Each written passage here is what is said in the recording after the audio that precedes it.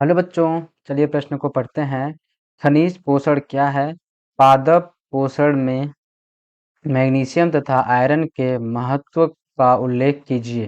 मतलब हमको बताना है खनिज पोषण क्या है तथा मैग्नीस मैग्नीशियम तथा आयरन के महत्व को बताना है। तो चलिए देखते हैं प्रश्न की मुख्य अवधारणा क्या होगी। मुख्य अवधारणा होगी क्या? खनिज पोषण। खनिज पोषण एवं महत्व। तो चलिए देखते हैं हम खनिज पोषण क्या है और उसके महत्व कौन कौन से हैं। तो हमारा प्रश्न का पहला भाग क्या है? खनिज पोषण। खनिज पोषण क्या होता है कि पौधे क्या करते हैं?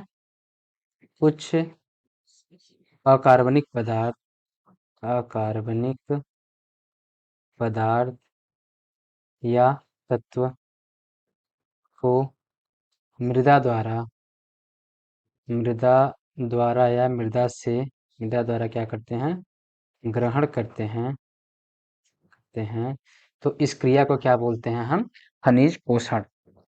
तो ये क्या होता है हमारा खनिज पोषण। अब हमारा प्रश्न का अगला भाग क्या है कि पादप में मैग्नीशियम तथा आयरन के महत्व का उल्लेख कीजिए। किसका? मैग्नीशियम तथा आयरन का। चलिए पहला क्या देखते हैं हम? मैग्नीशियम का महत्व। पादप में मैग्नीशियम मैग्नीशियम का महत्व। इसका पहला महत्व क्या हो जाएगा कि यह श्वसन के एंजाइम क्या करेगा? यह श्वसन के एंजाइम जैसे कौन कौन से हैं? हेक्सोकाइनेज हेक्सोकाइनेज तथा पायरुवेट एंजाइम का तथा क्या करेगा? तथा पायरुवेट पायरुवेट काइनेज एंजाइम को सक्रिय करेगा या सक्रिय करता है। और दूसरा महत्व क्या होगा इसका? दूसरा महत्व क्या होगा कि यह डीएनए तथा आरएनए के संश्लेषण में सम्मिलित होता है। यह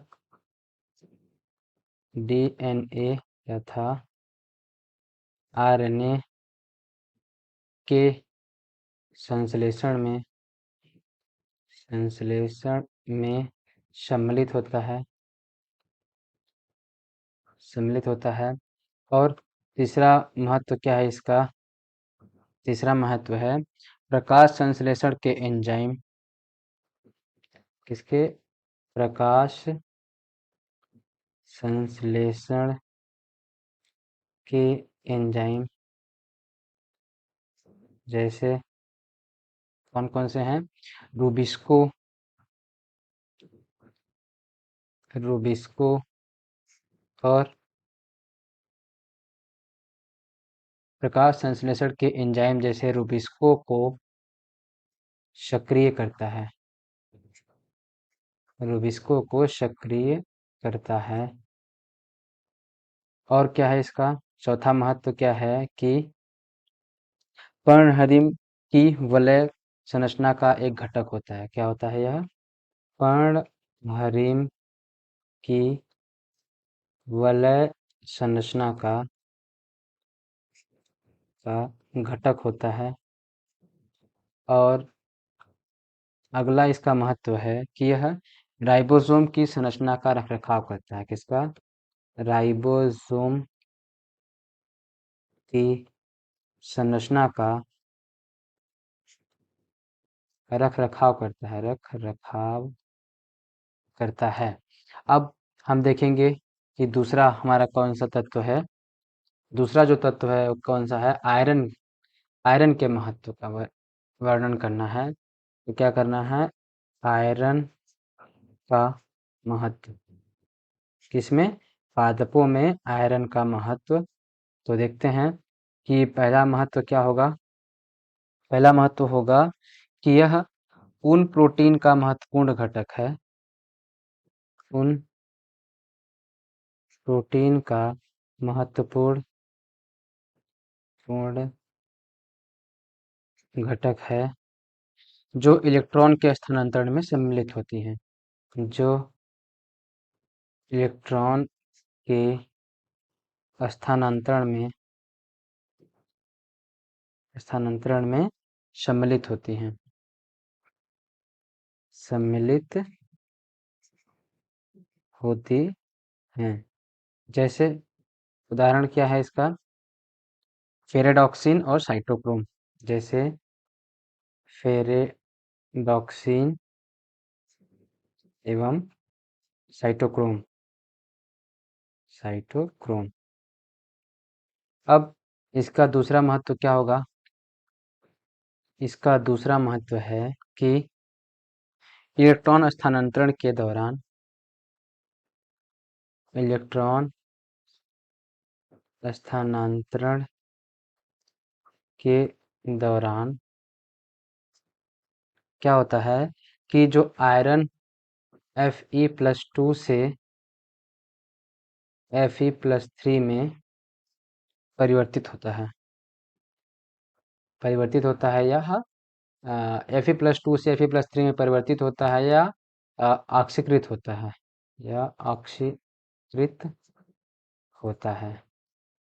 कैसे ऑक्सीकृत होगा? यह उत्क्रमणीय रूप से ऑक्सीकृत होता है। अब अगला क्या होगा? तीसरा महत्व क्या है इसका? यह कैटालेज तथा परऑक्सीडेज और नाइट्रोजनेज को सक्रिय करता है।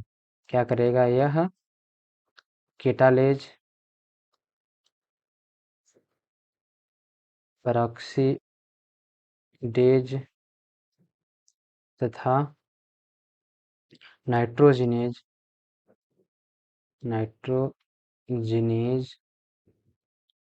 को सक्रिय करता है, को सक्रिय करता है। और इसका अगला महत्व क्या है? इसका अगला महत्व है पर्णहरिम के संश्लेषण के लिए आवश्यक होता है। किसके लिए? पर्णहरिम के संश्लेषण के लिए आवश्यक होता है, आवश्यक होता है। तो ये रहा हमारा क्या? खनिज पोषण तथा मैग्नीशियम आयरन के महत्व। आशा करते हैं आपको समझ आया होगा। धन्यवाद।